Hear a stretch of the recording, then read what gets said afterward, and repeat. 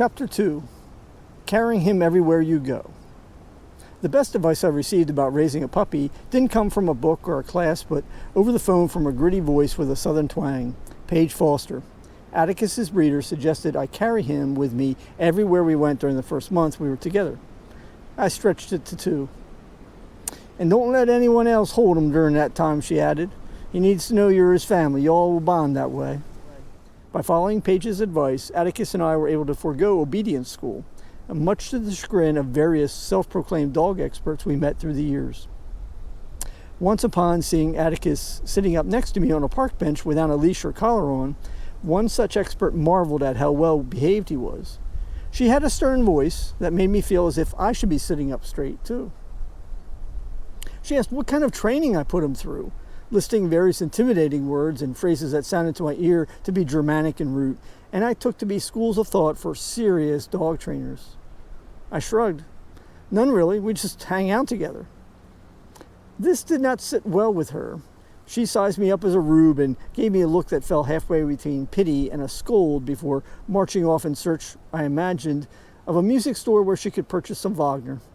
So that was an excerpt from one of my favorite books of all times, Following Atticus. That's a little dog-eared, pun intended. Atticus is a miniature schnauzer named Atticus Finch. Yes, same as the character in To Kill a Mockingbird. His owner, Tom Ryan, is the author. The two of them are going to explore the mountains of New Hampshire. So I won't give too much more away. I wanted to do something about reading for a little while now. I mentioned it in one of the earlier videos. And I started thinking about that old saying, reading's fundamental. And I found myself pondering, fundamental to what?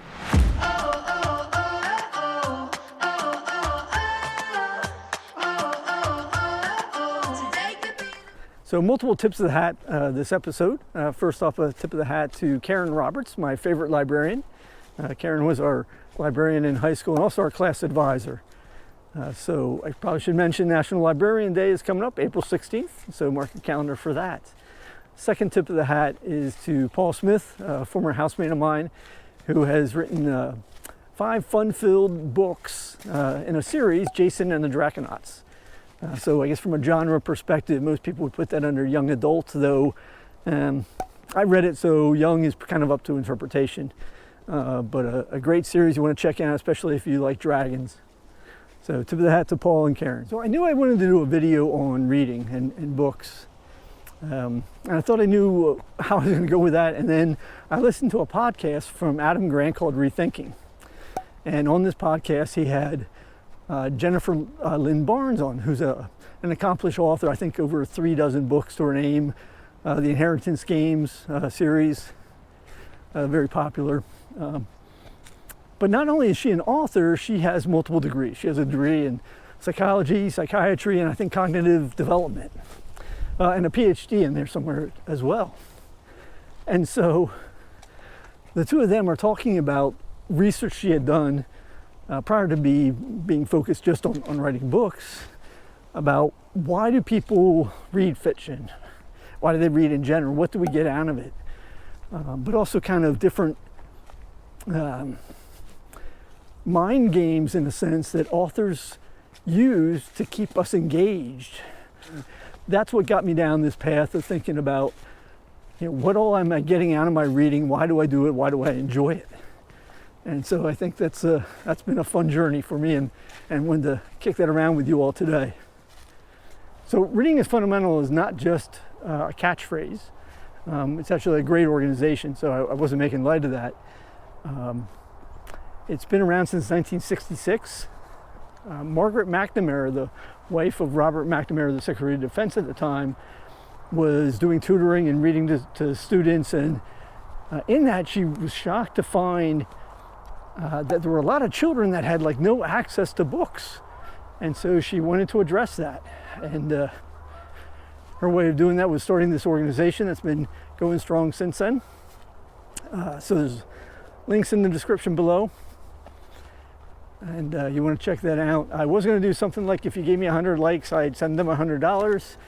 I decided just to give them $100, and maybe you should too. I read first thing in the day, so I start my day off with a little devotional, Lukács, I think is the author's name, and it's called Never Forget to Live. So I start the day with a little scripture, something on a positive note to get me going. And then at the end of the day, to kind of relax and wind down when I go to bed, I'll read again. And so read a chapter or so of something light, Following Atticus, for example. So I'll read throughout the day, and some of you might remember my 2 p.m. rule about not sitting down until 2 p.m., so that might mean I'm reading standing up. But I do enjoy coming out to a place like this, finding a bench or just a log to sit on and read for a little while.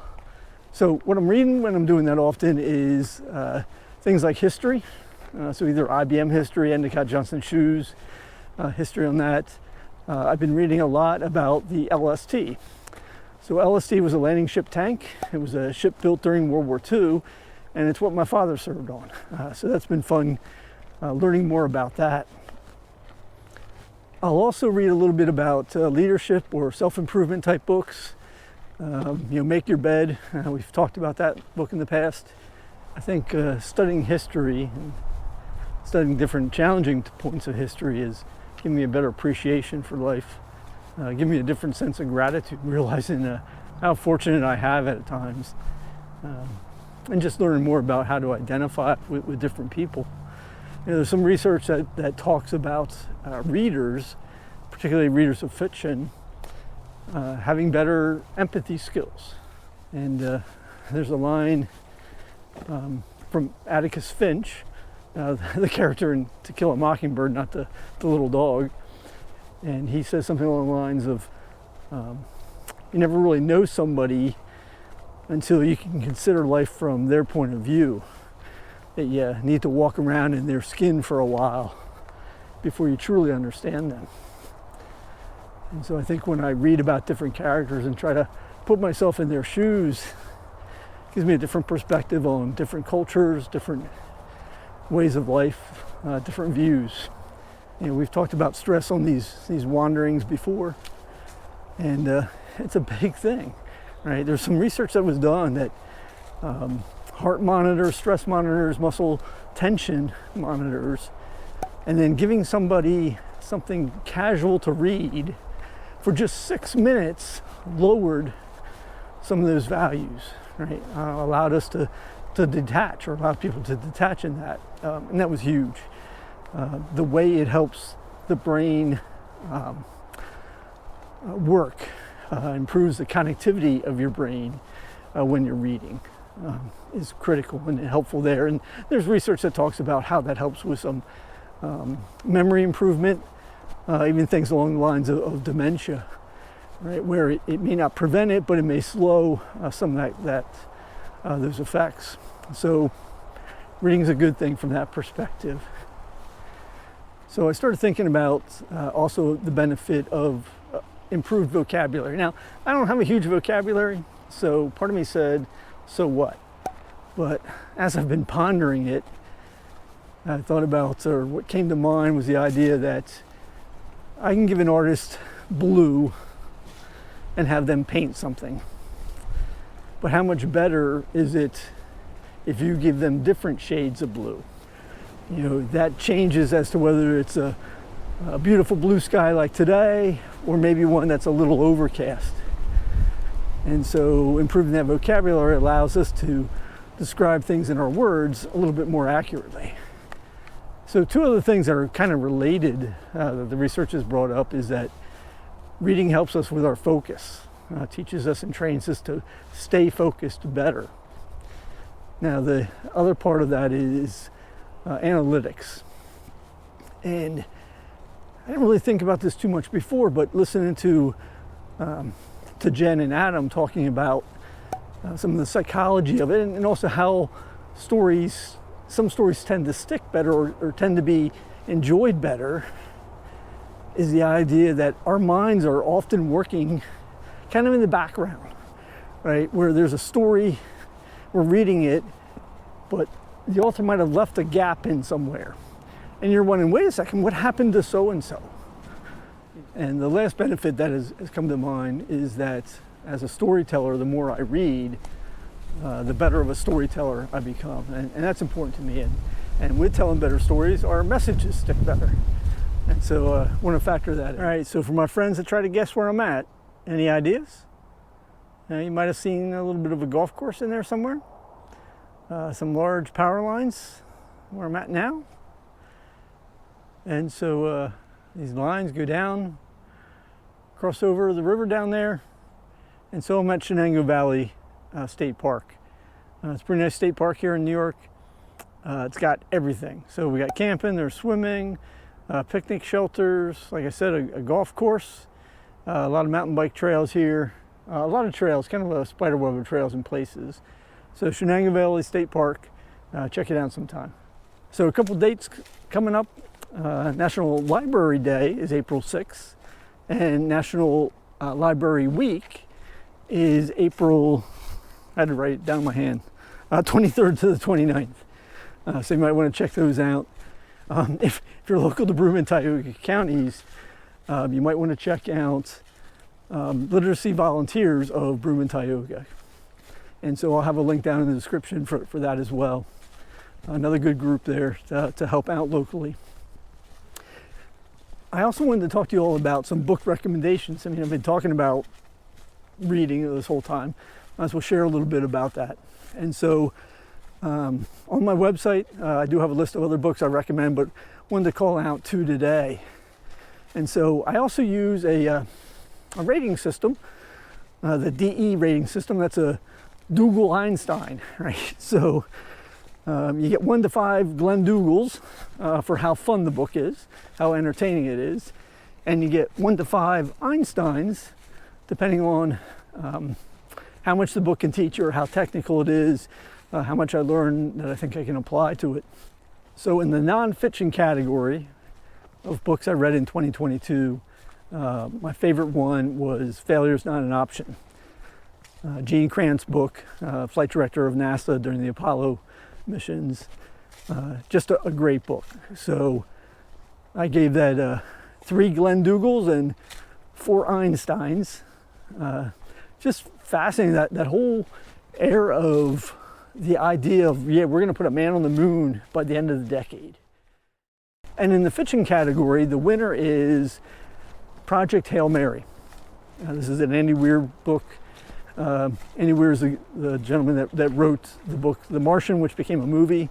I hadn't read any of his stuff before, but my friend Carrie Liberty told me about this book, and when she recommends something for me, it's always been a winner. And it's just a delightful book. I don't want to give any spoilers away. It got 5 Glenn Dougals and 3 Einsteins. So just some great writing, entertaining. Also has a little nod to Philadelphia in there, which, got it some street cred for me. So definitely check that out. Project Hail Mary by Andy Weir. And I want to thank all of you that have given me book recommendations. I think since I've been doing these videos, I've gotten 3 or 4 already, either in comments or email or direct messages. So I appreciate that. That's been fun. If you got other things you think I should read or talk about here, drop that in the comment. I would like that a lot. Also, speaking of comments, the first person to drop a comment that says or includes the phrase "I love dragons" will get a copy of Paul Smith's 5 Jason and the Dragonauts books.